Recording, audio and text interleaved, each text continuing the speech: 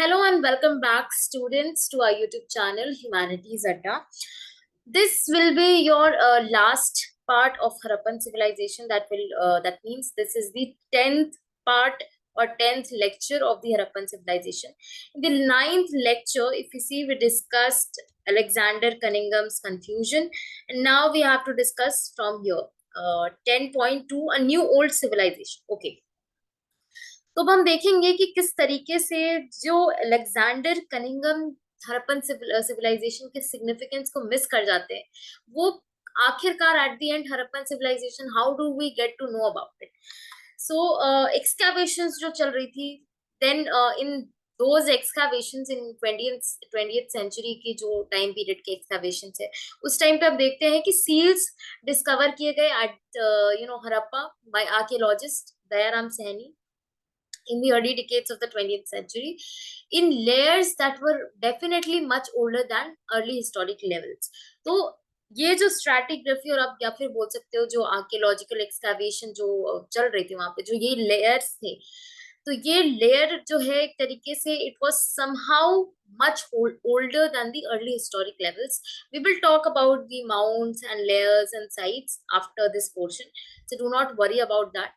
हम completely discuss करेंगे कि क्या बातें हो रही है, क्या लेयर्स होते हैं, क्या एक्सकैवेशन किस तरीके से होता है, so on and so forth. Now it was then that their significance began to be realized. तो जब इस तरीके से सील्स निकलने लगी, तब समझ में आया कि चलो कुछ सिग्निफिकेंट चीज है, ये कुछ तो इंडिकेट कर रही है. And then you will see कि राखल दास बनर्जी ने सिमिलर सील्स निकाली, ढूंढ निकाली मोहनजोदारो से. एंड देन जब इन दोनों जगह से हमें similar seal similar time period में एक पर्टिकुलर जोग्राफिकल एरिया से मिल रही थी सिमिलर आर्टिफैक्ट्स, तो ये एक कंक्लूजन कंजक्चर पे पहुंचे, एक कंक्लूजन पे they reached that these sites were part of a single archaeological culture. तो हमने स्टार्टिंग में ही आर्कियोलॉजिकल कल्चर की समाउ डेफिनेशन देखा है, तो आप वहां से समझ में आ जाएगा कि किस तरीके से इसको रिलेट करके कहा गया मोहनजोदारो एंड हड़प्पा को कि ये एक ही आर्कियोलॉजिकल कल्चर के पार्ट है. एंड इन्हीं फाइंडिंग्स के बेसिस पे 1924 में जॉन मार्शल, जो उस टाइम पे डायरेक्टर जनरल ऑफ एएसआई थे, he announced the discovery of a new civilisation in the Indus valley to the world. And then you will see S N Roy, he noted. तो S N Roy यहाँ पे इस पे काफी एमसीक्यू आता है कि विच हु और किसकी ये बुक थी actually, the story of Indian archaeology. This is a book written by S N Roy. तो you have to remember from this for from the MCQ perspective. And he noted that Marshall left India 3000 years older that than he had found her. कहने का मतलब ये है कि martial जिस India में आए, जॉन मार्शल जिस टाइम पीरियड में आए, उससे इंडियन हिस्ट्री को उन्होंने 3000 years ओल्डर पीछे कर दिया by finding, by discovering the Harappan civilization. Now this was because similar then till then unidentified seals were found at excavations at Mesopotamian sites also. तो Mesopotamian sites पे जो excavations हो रहे थे, वहां पे भी आपको हड़प्पन seals मिल रहे थे. But we do not have any context उनको कहाँ पुट किया जाए, और अनआइडेंटिफाइड थी जब वहां पे मिल रही थी. But now they were very much identified कि ये हड़प्पन सिविलाइजेशन से बिलोंग करती थी. एंड एक तरीके से now we know that the world knew about a new civilization, and they also got to know that this civilization was existing during the same time period as the Mesopotamian civilization. Okay, so you can say that दोनों ही sites जो है, दोनों ही civilization जो है contemporary times में exist कर रही थी. Now, in fact, you will see that John Marshall's stint as Director General of the ASI marked a major change in Indian archaeology. So, if someone asks you, if there is a question that how how John Marshall he brought about certain changes in the Indian archaeology, so we will see that he was the first professional archaeologist to work in India.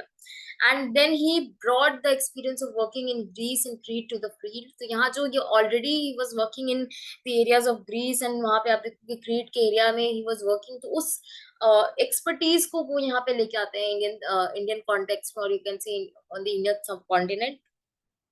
And more importantly, you will see that though, like Cunningham, he too was interested in spectacular finds, he was equally keen to look for patterns of everyday life. So हमने Alexander Cunningham का एक drawback देखा था कि he was mostly interested in spectacular finds. तो जो एक cultural values in artefacts की थी, उनके पीछे आप देखोगे कि Alexander Cunningham was more interested in those things, and जो ऑर्डिनरी चीजें, ऑर्डिनरी डेली लाइफ के ऑब्जेक्ट्स एंड आर्टिफैक्ट्स मिलते थे, he doesn't you know he doesn't care about those. Okay, so ये एक तरीके से आप देख सकते हो कि ये चेंजेस हमें यहाँ पे देखने के लिए मिलेंगे कि पैटर्न्स ऑफ एवरीडे लाइफ को भी नोटिस किया। इनफैक्ट हम देखोगे कि उसमें भी सिमिलर लेवल पे इंटरेस्ट दिखाया जॉन मार्शल ने।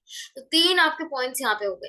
देन मार्शल, यहाँ पे एक जो है ड्रॉबैक है मार्शल का, that he tended to excavate along regular horizontal units measured uniformly throughout the mount, ignoring the stratigraphy of the site. So to understand this line we have to go to this portion जहां पे हमें sites, mounts and layers के बारे में discussion की गई है।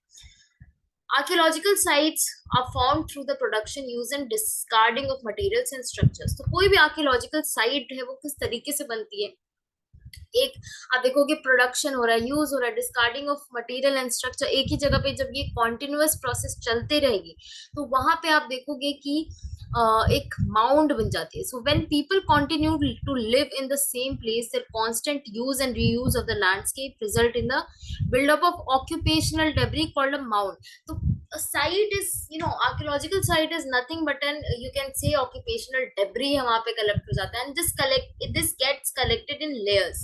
So brief or permanent abandonment results in alteration of the landscape by wind or water activity and erosion. तो अगर आप देखोगे कि कुछ टाइम के लिए अगर आप किसी एरिया को अबैंडन करके जा रहे हो तो वहां पे आपको लैंडस्केप का ऑल्टरेशन देखने के लिए मिलेगा, इरोजनल एक्टिविटीज जो है वो स्टार्ट हो जाती है बाय विंड और बाय वाटर आप देखोगे।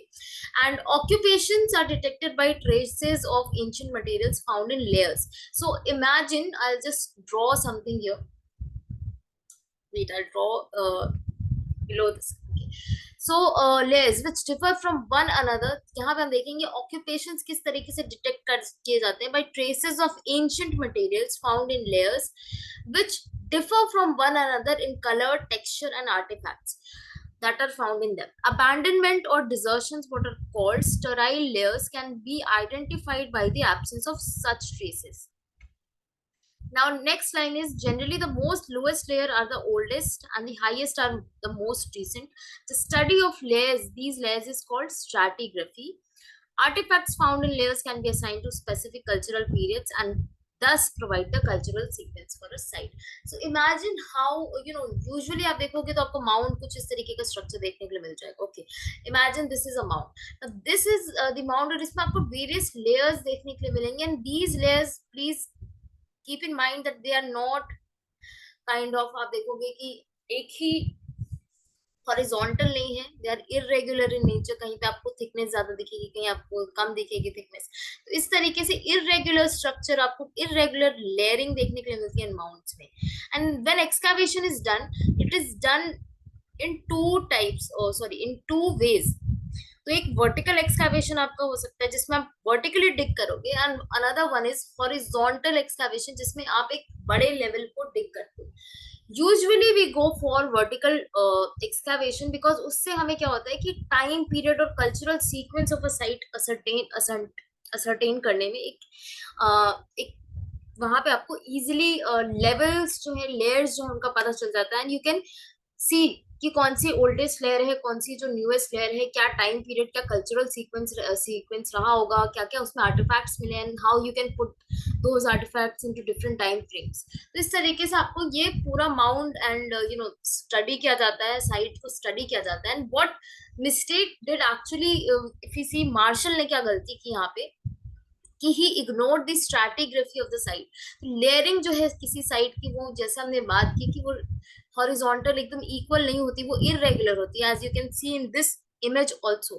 तो मार्शल ने क्या किया कि वर्टिकल सेक्शन को लिया और उसको इक्वली, होता है ना, एक मान लो कि यहाँ पे 2 मीटर के लिए पहले डिग कर लिया, then again he started digging another 2 metres. तो इस तरीके से उसने हॉरिजॉन्टल तरीके से डिवाइड कर दिया, जिसके कारण क्या हुआ, जो वैल्यूएबल आर्टिफैक्ट्स है, इंफॉर्मेशन है about the context of these finds was actually, आप देखोगे कि लॉस्ट हो गए थे, क्योंकि आप देख रहे हो कि आपने मिक्सअप कर दिया यहाँ पे साइट्स को, सॉरी लेयर्स को, एंड बिकॉज ऑफ दैट आप ठीक से ऑब्जेक्ट्स को और जो आर्टिफैक्ट्स हैं उनको उनके सही टाइम फ्रेम में नहीं पुट कर पाओगे.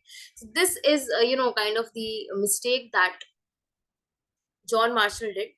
Now new techniques and questions, ये नेक्स्ट पोर्शन है. आर.एम. व्हीलर, मॉर्टिमर व्हीलर जब आए after he took over as the director general of ASI in 1944, so he rectified this problem. ये जो स्ट्रैटिग्राफी की प्रॉब्लम जो मार्शल ने क्रिएट की थी उसको इन्होंने रेक्टिफाई किया. एंड देन ही रिकॉग्नाइज कि ये बहुत जरूरी है कि आप किसी भी साइट की स्ट्रैटिग्राफी को फॉलो करो, माउंट की स्ट्रैटिग्राफी को फॉलो करो, rather than dig mechanically along the uniform horizontal lines.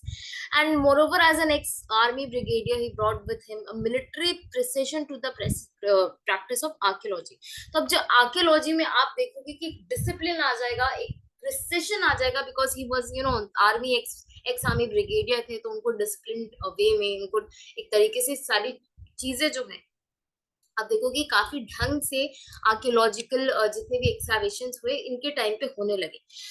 Now next paragraph में हम देखते हैं कि the frontiers of the Harappan civilisation have little और no correction with the present day national boundaries. तो अभी प्रेजेंट डे नेशनल बाउंड्रीज से आपका कोई मतलब नहीं है. जो हड़प्पन सिविलाइजेशन में एक्सटेंड था उसको हम अलग तरीके से देखते हैं. हाउएवर विद द पार्टीशन आप देखोगे एंड क्रिएशन ऑफ पाकिस्तान, जो मेजर साइट्स जो है अब पाकिस्तान की टेरिटरी में जा चुकी है, फॉर एग्जाम्पल मोहनजोदारो का ही ले लो.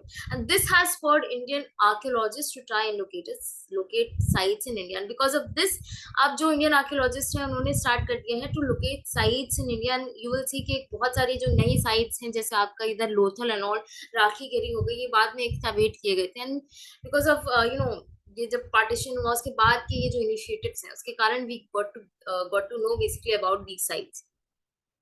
An extensive survey in Kutch has revealed a number of Harappan settlements, and exploration in Punjab and Haryana have added to the list of Harappan sites. Haryana में आप देखोगे कि you have the बनावली वाला reason है, कालीबंगन आप देखो राजस्थान में, लोथल, राखी गरी एंड मोस्ट रिसेंटली धोलावीरा जो है ये भी आपके recent discoveries है, recent explorations है. Now over the decades new issues have assumed importance. तो जब उस टाइम पे एक्सकावेशंस हो रही थी तब कुछ अलग ही इश्यूज आपके एक तरीके से कंसर्न इंपॉर्टेंस में थे. Now another issues they have assumed importance. So where some archaeologists are often keen to obtain a cultural sequence, others try to understand the logic underlying the location of specific sites. तो कुछ जो archaeologist हैं they are often कीन कि वो एक site के cultural sequence को ऑब्टेन करने की ट्राई कर रहे हैं, कि वो एक्चुअली में लेयरिंग को अंडरस्टैंड करने की कोशिश कर रहे हैं कि कौन कौन सी लेयर्स है, कौन कौन सा टाइम पीरियड है according to the artefacts and all, dating करके उनकी. बाकी कुछ ये ट्राई करने की कोशिश कर रहे हैं कि ये स्पेसिफिक साइट्स की लोकेशन यहाँ पे क्यों बनी, what was the logic behind settling और मेकिंग दिस साइट, कि वहां पे हड़प्पन सिविलाइजेशन क्यों एग्जिस्ट कर रही है, why that place was chosen as a for a settlement और एनीथिंग. फॉर एग्जांपल हमने अभी ऊपर पढ़ा था, पहले वाले लेक्चर्स में पढ़ा था कि शॉर्टुगाई को कैसे इन लोगों ने लापिस lazuli के लिए मोस्ट प्रोबेबली सेटल किया था. So they also grapple with the wealth of artifacts, trying to figure out functions of these may have served. तो artifacts के भी अभी आप देखो कि interpretations जो है वो किए जा रहे हैं. Now, since the 1980s, there has also been growing international interest in Harappan archaeology. Specialists from the subcontinent and abroad have been jointly working at both Harappa and Mohenjo-daro. They are using modern scientific techniques, जैसे आपके surface exploration हो गया to recover traces of clay. Surface exploration is basically आप बिना dig करे आप surface को first of all you try to explore very precisely. तो वहां से आपको traces of clay, stone, metal and plant and animal remains मिल रहे हैं, and as well as to minutely analyze every scrap of available evidence. तो बहुत ही minutely भी analyse किया जा रहा है जो भी एविडेंसेस हैं. Now, these explorations promise to yield interesting results in the future. तो ये explorations हम आगे चल के देखेंगे कि finally in future we will get to know more about the Harappan civilization. Then here is a blue box and यहाँ पे हमें व्हीलर के एक्सपीरियंस के बारे में पता चल रहा है कि what he has basically written about the Harappan civilization. So I'll not be doing this, you can just read it. इसमें ऐसा कुछ important है नहीं, but यहाँ पे आप देख लो ये टेक्स्ट का नाम है archaeological mission to India and Pakistan 1976. This was basically written by R.E.M. Wheeler. तो ये आप बुक के नाम से आपको इसको प्लीज ध्यान में रखना कि कौन सी टेक्स्ट को किसने लिखा है. Now comes the another important part of this chapter, that is problems of piecing together the past. इसमें आपको काफी अच्छे से अंडरस्टैंडिंग चाहिए कि एक्चुअली क्या प्रॉब्लम्स हैं, और हम यहाँ पे देखेंगे कि किस तरीके से इंटरप्रिटेशन में प्रॉब्लम्स आती हैं, उस चीज को we will try to understand. So let us begin this portion. यहाँ पे आप देखिए कि as we have seen that it is not the Harappan script that helps in understanding the ancient civilization. Rather हमें जो material evidence है उसके कारण हमने उसके कारण ही एक्चुअली हम, और आप कह सकते हो कि आर्कियोलॉजिस्ट ने रिकंस्ट्रक्ट किए हड़प्पन लाइफ को, रिकंस्ट्रक्ट किया है कंप्लीटली हड़प्पन लाइफ को. सो वी कैन से कि टेक्स्ट और जो स्क्रिप्ट है उसका कोई यहाँ पे एक्चुअली में रोल प्ले नहीं है, जितना ज्यादा सबसे ज्यादा यहाँ पे, और ओनली एक्चुअली में आप देखो कि जो इम्पोर्टेंस है वो यहाँ पे आर्कियोलॉजिकल एविडेंसेस की है, मटेरियल एविडेंसेस की है. एंड ये मटेरियल कुड बी ये ऑब्जेक्ट्स आपके हो सकते हैं pottery, tools, ornaments, house hold objects etcetera, और ऑर्गेनिक मटेरियल्स हो गए, clothes, leather, would and reach, जो आपके जनरली आप देखोगे कि डिकम्पोज हो जाते हैं over the time period, specially in tropical regions. So now it is important to remember that only broken or useless objects would have been thrown away. Other things would probably have been recycled, and consequently, we will see कि valuable artifacts that are found in fact intact were either lost in the past or hoarded and never retrieved. तो ये possibilities यहाँ पे हमें बताई जा रही है कि जो हमें जो भी objects मिल रहे हैं, useless objects मिल रहे हैं, वही फेंके हुए objects अगर हमें मिल रहे हैं, broken and useless objects को ये फेंक देते थे, एंड वो ज्यादातर रिकवर हुए हैं, और बाकी चीजों को ये मोस्टली आप देखोगे कि रिसाइकल कर देते होंगे. वैल्यूएबल आर्टिफैक्ट्स जो भी हमें, जैसे हम ऊपर हमने जब पढ़ा था when we were studying about social differences, तो हमने देखा था कि गोल्ड जो है वो मोस्टली हमें होर्डिंग के फॉर्म में मिला है, तो एक तरीके से होर्ड करके रखा गया था उनको, और वो कभी रिट्रीव नहीं किया गया, जिस इंसान ने भी उसको होर्ड किया था. या फिर आप देखते हो कि पॉट्स मिलते हैं उसमें गोल्ड, कम गोल्ड के आपको ज्वेलरीज एंड ऑल मिल रही है, तो that is usually you will find कि that is buried under the ground in form of hoarding उसको कहते हैं. सो सच, तो आप ये बोल सकते हो कि जो भी हमें सिग्निफिकेंट चीजें मिल रही हैं, स्पेशली अगर हम बात करें वैल्यूएबल आर्टिफैक्ट्स की, तो ये एक्सीडेंटल है रादर देन टिपिकल है. Now how do we classify finds? Classification of finds के अगर हम बारे में बात करें, तो किस तरीके से इनको क्लासिफाई किया जाता है. Recovering artefacts is just the beginning of the archaeological enterprise. तो आपने फर्स्ट स्टेप तो ये कर लिया कि आपको आर्टिफैक्ट्स मिल गए. सेकंड स्टेप जो है वो सबसे इंपॉर्टेंट है कि इनको पहले क्लासिफाई किया जाएगा, एंड किस बेसिस पे क्लासिफाई किया जाता है ये हम देख लेते हैं. एक सिंपल प्रिंसिपल है कि इन टर्म्स ऑफ मटेरियल आप उसको क्लासिफाई कर दो कि स्टोन का बना है या क्ले का बना है, मेटल का बना है, बोन का, आइवरी का, etcetera. And second and more complicated जिस वे में हम उसको क्लासिफाई कर सकते हैं is in terms of function. तो आप उसको फंक्शन के फॉर्म में भी क्लासिफाई कर सकते हैं कि फॉर इंस्टेंस कि किस कोई आर्टिफैक्ट एक टूल है या एक ऑर्नामेंट है, या फिर दोनों ही है, और या फिर किसी रिचुअल पर्पस के लिए यूज हो रहा है. सो two ways of classifying finds are there. First on the basis of raw material, sorry, on the basis of material, and second on the basis of function. Now an understanding of the function of an artifact is often shaped by its resemblance with the present day things. तो जो आप देख रहे हैं कि हम function जब हम ट्राई कर रहे हैं अंडरस्टैंड करने की किसी भी आर्टिफैक्ट की, तो आप देखोगे कि इसका रेजेम्बलेंस जो है, और उसको हम जब अंडरस्टैंड करने की कोशिश कर रहे हैं, तो काफी time we try to associate it with the present day things, जैसे बीड्स हो गए, कॉर्न्स हो गए, स्टोन ब्लेड्स हो गए, पॉट्स हो गए. इसको हम किस तरीके से बता रहे हैं, इनका फंक्शन क्या है, बिकॉज वी नो कि बीड्स किस लिए यूज किया जा रहा है, बिकॉज वी नो कि पॉट्स किस लिए यूज किए जाते हैं, तो वी समहाउ नो कि उस टाइम पे भी पॉट्स में आप देखोगे कि कुकिंग के लिए या फिर ग्रेन्स को स्टोर करने के लिए, बीड्स को ज्वेलरी के लिए यूज किया जा रहा था. इस तरीके की ये ऑब्वियस एग्जांपल्स हैं. But archaeologists also try to identify the function of an artifact by investigating the context in which it was found. तो आपको कॉन्टेक्स्ट भी देखना होगा कि एक फाइंड जो है वो कहाँ पे, किस जगह पे मिल रहा है. Was it found in a house, in a drain, in a grave, in a kiln. Grave में मिल रहा है तो इसका कहीं ना कहीं ग्रेव गुड्स की तरह उसको ट्रीट किया जा रहा है. ड्रेन में तो वो वेस्ट है, हाउसेज में मिल रहा है तो हाउस होल्ड ऑब्जेक्ट्स वो हो जाएगा. तो इस तरीके से आपको कॉन्टेक्स्ट भी देखते हैं आर्कियोलॉजिस्ट में. Sometimes archaeologists have to take recourse to indirect evidences. कुछ टाइम पे आप देखोगे कि इनडायरेक्ट एविडेंसेस के बेसिस पे भी they try to classify the finds, and they try to know what is the function of a particular object or an artifact. For instance, though there are traces of cotton at some Harappan sites, to find out about clothing, we have to depend on indirect evidence. तो जैसे कि यहाँ पे सबसे एक important है कि when we want to know about the clothing, because हमें cotton के traces मिले but we do not actually find any types of clothes, we can look at the sculptures. For example, हम जब प्रीस्ट किंग के sculpture को देखते हैं तो we see that he is wearing a shawl kind of thing, उस पे आपके फ्लोरल पैटर्न्स बने हुए हैं. When we look at the mother goddesses के जो टेराकोटा फिगरीन्स है, तो देन वी सी की what kind of ornaments women might have worn. तो इस तरीके के आपको एविडेंसेस, इनडायरेक्ट एविडेंसेस मिल जाते हैं. Archaeologist have to develop frames of reference.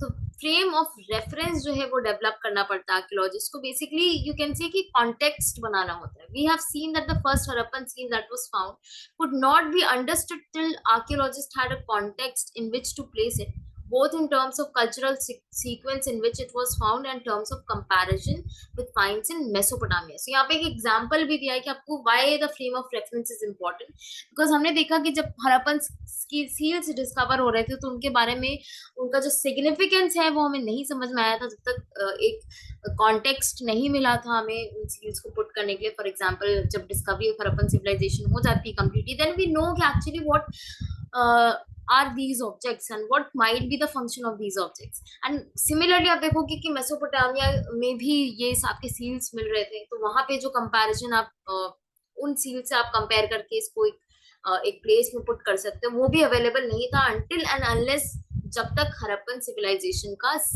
एक आप बोल सकते हो हड़प्पन सिविलाइजेशन की डिस्कवरी नहीं होती. Now we have the last topic, that is problems of interpretation. अब ये जो आर्कियोलॉजिकल इंटरप्रिटेशन की प्रॉब्लम है वो हम देखते हैं कि हड़प्पन सिविलाइजेशन के केस में बहुत ही ज्यादा आपको प्रेवलेंट देखने के लिए मिलेगी और एविडेंट देखने के लिए मिलेगी in attempts to reconstruct the religious practices. तो when we try to understand the religion of the Harappan civilisation, तो यहाँ पे थोड़ी बहुत आपको आर्कियोलॉजिकल इंटरप्रिटेशन में प्रॉब्लम्स होती है. Okay, so early archaeologists आप देखोगे कि thought that certain objects which seemed unusual or unfamiliar may have had a religious significance. ये आपके पहले के जो आर्कियोलॉजिस्ट थे उनका एक ओपिनियन था कि जो ऑब्जेक्ट्स आपको अनयूजुअल दिखते हैं, अनफेमिलियर दिखते हैं, या फिर उनका फंक्शन आपको एक्चुअली पता नहीं चल पा रहा है, तो they may have had a religious significance. इसमें क्या क्या आ जाते हैं? टेराकोटा फिगरीन्स ऑफ वुमेन आ जाती हैं, heavily jewelled, some with elaborate head dresses. तो इनको कहा गया कि ये मदर गॉडेसेस हैं. Then rare stone statuary of men in an almost standardized posture seated with one hand on knee such as the priest king was also similarly classified. तो आप देखोगे कि आपको स्टैचूज ऑफ मेन भी मिल रहे हैं और इनफैक्ट प्रीस्ट किंग को भी आप देखते हो उस प्रीस्ट किंग के टाइप के ही आपको मिल रहे हैं. तो वो आप देख रहे हो उसको भी क्लासिफाई कर दिया गया है कि इसका कोई रिलीजियस सिग्निफिकेंस होगा. In another instances structures have been assigned ritual significance. For example, great bath and fire altars जो हमें मिले हैं कालीबंगन एंड लोथल में. तो ये आपको इम्पोर्टेंट है, ये आपको ध्यान में रखना है कि फायर ऑल्टर्स कहाँ पे मिले. So fire altars have been found at Kalibangan and Lothal, and somehow you can see कि fire altars जो है हवन कुंड जिसको आप बोल सकते हो, कहीं ना कहीं एसोसिएशन हम कह सकते हैं कि may be it was associated with जो डेवलपमेंट ऑफ अर्ली जो ऋग्वेदिक पीरियड में हम देखते हैं कि काफी ज्यादा फायर ऑल्टर्स एंड ऑल का यूज किया जाता है. तो कहीं ना कहीं एक रिलीजन हमें सिमिलर लाइंस में मे भी पॉसिबिलिटी देखने के लिए मिले. बट यहाँ पे हम क्या देख रहे हैं कि आर्कियोलॉजिस्ट ने किस तरीके से जिन भी ऑब्जेक्ट्स का जिन स्ट्रक्चर्स का एक तरीके से एक्चुअल फंक्शन नहीं समझ में आया या फिर सिग्निफिकेंस समझ में नहीं आया, तो उसको रिचुअल सिग्निफिकेंस दे दी गई है. Attempts have also been made to reconstruct religious beliefs and practices by examining seals को एग्जामिन करके भी ट्राई किया गया है रिलीजियस बिलीफ्स एंड प्रैक्टिसेस को अंडरस्टैंड करने का. सम ऑफ विच बिकॉज कुछ सील्स ऐसे हैं जो आपको रिचुअल सीन्स डिपिक्ट करते हैं, others with plant motifs are thought to indicate nature worship. So यहाँ पे जो हमने seals को starting में पढ़ा था, तो we saw that it contains animal motifs, but you have to remember that the seals contain plant motifs also. So they are somehow जो plant motifs वाले seal हैं, they are somehow thought to indicate the nature worship. Some animals such as one horned animal often called the unicorn, depicted on seals may seem to be mythical composite creatures. And then in some seals, a figure shown seated cross-legged in a yogic posture, sometimes surrounded by animals, has been regarded as depiction of Proto Shiva. That is an early form of one of the major deities of Hinduism. Besides, conical stone objects have been classified as lingas. तो आप इस portion में देखो कि किस तरीके से seals को एग्जामिन करके they have tried to interpret the religion. जैसे कि जो सील्स हैं, कुछ सील्स में हमें रिचुअल सीन्स देखने के लिए मिल रहा है. किसी पे प्लांट मोटिव है तो उसको एक तरीके से इस तरीके से सोचा गया है कि वो इंडिकेट कर रहा है नेचर वर्शिप. एंड कुछ एनिमल्स आपको देखने के लिए मिल रहे हैं, जैसे वन ऑर्न एनिमल्स जिसको हम यूनिकॉर्न भी कहते हैं, वो भी हमें सील्स पे देखने के लिए मिल रहे हैं. And which they are somehow seem to be mythical और कॉम्पोजिट क्रिएचर्स देखने के तरह आपको देखने के लिए मिलते हैं सील्स पे. एंड देन एक हमें जो इम्पोर्टेंट सील है पशुपति सील, उसमें हमें एक फिगर देखने के लिए मिलती है जो क्रॉस लेग है, यौगिक पोस्चर में सीटेड है, and he surrounded by animals. और इसको कहा गया है कि एक प्रोटो शिवा सील है. एंड जो हिंदुइज्म के एक तरीके से early form of that is an early form of one of the major deities of Hinduism. तो शिवा का अर्ली फॉर्म इसको कहा जा रहा है. And then conical stone objects मिले, उनको कहा गया है कि ये शिवलिंग्स हैं. Then many reconstruction of Harappan religion are made on the assumption that later traditions provide parallels with earlier ones. अब इस चीज को हमें काफी अच्छे से समझना है. तो बहुत सारे जो हमारे हरप्पन रिलीजन के बारे में रिकंस्ट्रक्शन हुई है, उसको इस बेसिस पे, उसको इस अजम्पशन पे इंटरप्रेट और रिकंस्ट्रक्ट किया गया है कि जो आगे के ट्रेडिशन है, जो प्रेजेंट टाइम्स के ट्रेडिशन है, लेटर ट्रेडिशन है, वो कहीं ना कहीं अर्लियर ट्रेडिशन के पैरेलल है. फॉर एग्जाम्पल, अगर हम पुरानिक हिंदुइज्म की बात करें या फिर हम वैदिक पीरियड की बात करें, तो समहाउ वी आर सेइंग कि वैदिक पीरियड या फिर पुरानिक हिंदुइज्म में इस तरीके से होता था. तो दैट मीन्स कि समहाउ ये हम उसको उसी चीज को पीछे ले जाके बोलते हैं कि ये हरप्पन सिविलाइजेशन में भी हो रहा होगा. Now this is because archaeologist often move from the known to the unknown. तो ये जो आप चीज आपको पता है आर्कियोलॉजिस्ट क्या करते हैं, they try to move from the known to the unknown, कि जिस चीज के बारे में आपको पता है, because since we know about all about the Puranic Hinduism, so we can move backward to try to understand the Harappan civilisation का जो रिलीजन है उसको. बट ये आप देखते हो कि कुछ इसकी पॉसिबिलिटी है. ऐसे भी आप एक तरीके से this can be somehow helpful in understanding the religion, but this is not always correct, and this is plausible in the case of stone cairns and pots. तो ये चीजें, ये जो मेथड है, जब अगर आप इसको अप्लाई करते हो in case of the artefacts and other objects, उस केस में ये आपको बेनिफिशियल और पॉसिबल देखने के लिए लगेगी. बट ये एक तरीके से स्पेक्युलेटिव बन जाती है. यही प्रैक्टिस स्पेक्युलेटिव हो जाएगी जब हम इसको रिलीजन के पर्सपेक्टिव में इसको देखने की कोशिश करेंगे, moving from the known to the unknown. तो ये रिलीजन के केस में we can not do so, because religion एक तरीके से आप देखो कि डेवलपमेंट काफी डिफरेंट वे में हुआ है. Let us look for instance, यहाँ पे आपको एग्जांपल भी दिया है at the proto Shiva seals. Now moving on, आप देखो कि जो अर्लीस्ट रिलीजियस टेक्स्ट है Rigveda, compiled around 1500 to 1000 BC, ही इन दिस टेक्स्ट आपको एक गॉड का मेंशन मिलता है, Rudra, which is a name used for Shiva in later Puranic tradition. तो आप देख रहे हो कि ऋग्वेद में you are finding a name of god named Rudra. and Rudra को हम बाद में देखते हैं कि बाद में आगे चल के पुरानिक ट्रेडिशन में शिवा का नाम ही रुद्र है. शिवा को एक तरीके से कहा गया है कि he is Rudra. So however unlike Shiva के अगर हम कैरेक्टरिस्टिक फीचर्स को देखें इन दी पुरानिक हिंदुइज्म, अगर हम भगवान शिव के कैरेक्टरिस्टिक्स को एसोसिएट करने की कोशिश करें रुद्र के साथ जो ऋग्वेद में मेंशन है, सो वी विल सी कि ऋग्वेद के जो रुद्र हैं उनको ना ही पशुपति की तरह डिपिक्ट किया गया है, ना ही एज अ योगी डिपिक्ट किया गया है. ऑन दी अदर हैंड, जब हम पुरानिक हिंदुइज्म और अभी के जो हम प्रेजेंट टाइम में शिव को वर्शिप करते हैं, उनको हम देखते हैं कि he is depicted as Pashupati, lord of animals, and then he is also depicted as yogi. In other words, this depiction does not match the description of Rudra in the Rigveda.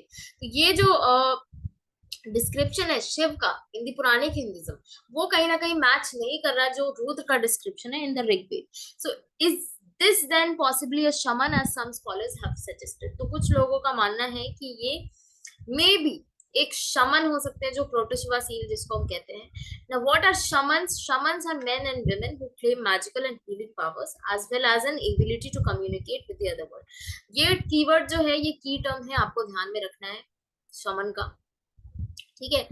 Now this is the, you have kind of a blue box. इसमें आप देख लो थोड़ा बहुत कि what has been achieved after so many decades of archaeological work. हमें एक तरीके से आइडिया हो चुका है हड़प्पन इकोनॉमी का. सोशल डिफरेंसेस को हमने somehow we have tried to understand and we have some idea of how civilization function. But कुछ चीजें जो है वो अभी तक क्लियर नहीं हुई है. For example, we do not know exactly about the script and languages हमें नहीं पता चली है हड़प्पन सिविलाइजेशन की. एंड कुछ जो रिकंस्ट्रक्शंस है वो स्पेक्युलेटिव भी है. एंड जैसे कि great bath, whether it was actually a ritual structure और नॉट. एंड लिटरेसी कितनी वाइड स्प्रेड थी. एंड जो आपकी हड़प्पन सिमेट्रीज है वो सोशल डिफरेंसेस, इतनी कम सोशल डिफरेंसेस क्यों शो कर रहे हैं. And also unanswered are question on gender perspective के जो क्वेश्चंस हैं, तो वो आपको यहाँ पे नहीं देखने. जेंडर हिस्ट्री जो है उसमें आपको एक एडवांसमेंट अभी नहीं देखने को मिली है कि डिड वुमेन मेक पॉटरी और did they only paint pots, जैसे कि अभी प्रेजेंट टाइम्स में होता है. What about other craft persons, जो टेराकोटा फीमेल फिगरीन्स, उनका एक्चुअल फंक्शन क्या था. And very few scholars have investigated issue of gender in context of Harappan civilization, and this is a whole new area for future work. तो यहाँ पे अभी आपके देखोगे कि रिसर्च एंड ऑल चल रही. यहाँ आपका एक और बॉक्स है जिसमें आप देखो कि गेम्समैन और लिंगम्स. तो दिस इज व्हाट मैके को हमने, अर्नेस्ट मैके को पहले भी देख लिया है when we were talking about Harappan drainage. So he's saying that various small cones made of lapis lazuli, jasper, chalcedony, or another stone most beautifully cut and finished and less than 2 inches in height are also thought to be lingas. On the other hand, it is just possible that they were used in the board games. तो एक another possibility ये है कि ये तो या तो ये लिंगास हैं या तो ये फिर बोर्ड गेम्स में यूज किए जाने वाले एक तरीके से गेम्स में है, या फिर उनको यूज किया जाता था फॉर प्लेइंग. अब यहाँ पे major periods in early Indian archaeology आप देख लो. लोअर पैलियोलिथिक पीरियड जो है, and then you have mesolithic, neolithic period. ये स्टोन एज का पार्ट है, थोड़ा बहुत मैंने डिस्कस किया था. Chalcolithic, first use of copper आपको देखने के लिए मिल जाएगा. हड़प्पन सिविलाइजेशन का टाइम पीरियड आप देख सकते हो. अर्ली आयरन, मेगालिथिक बरियल्स हम जो देखते हैं वो हमें 1000 BC onwards देखने के लिए मिलता है. Then you 600 BC to 400 CE you have the early historic period. And ये सारे dates आप देखो कि ये एक तरीके से approximate हैं, variations आपको अलग अलग जगह पे देखने के लिए मिल जाएंगे. Major developments in Harappan archaeology, ये आप एक बार खुद से read करोगे किसने कहाँ पे excavation किया. 1875 में आप देखोगे कि report of Alexander Cunningham on Harappan seal है. 1921 में आप देखो कि MS words begins excavation at Harappa. Excavations begin at Mohenjodaro 1925. 1946 में आप देखोगे REM wheeler excavates at Harappa, जो उन्होंने एक तरीके से आप देखो कि रेक्टिफाई की प्रॉब्लम्स. उसके बाद 1955 में S R Rao begins excavation at Lothal. You have to remember. B B Lal and B K Thapar Kalibangan 1960s. 1974 में M R Mughal begins explorations in Bahawalpur. 80 में आप देख रहे हो कि surface exploration again by German and Italian archaeologist हो रहे हैं. 1986 हड़प्पा में you will see American team. And 1990 में आरएस बिस्ट आप देखोगे कि धोलावीरा में एक्सकैवेशन कर रहे हैं. तो Dholavira you can C is a new site, recent site discover. ये आपको एक यहाँ पे इमेज देखने के लिए मिल जाएगी, बरियल की इमेज है. क्वेश्चंस है यहाँ पे, आप ये सारी चीजें देख लो. And so this is it, we are done with this chapter. मैं इसके previous year के important questions I will discuss with you and the board exam के questions, and then we will also solve some MCQs on the whole chapter. I'll make another video on the summary of the Harappan civilization. जिसमें we will discuss it very quickly. If you have watched all the lectures, you will be able to connect to that summary lecture more in a better manner. So I'll end the lecture now. If you like the lecture, please subscribe to our YouTube channel, like this video and share it with your friends. Thank you once again.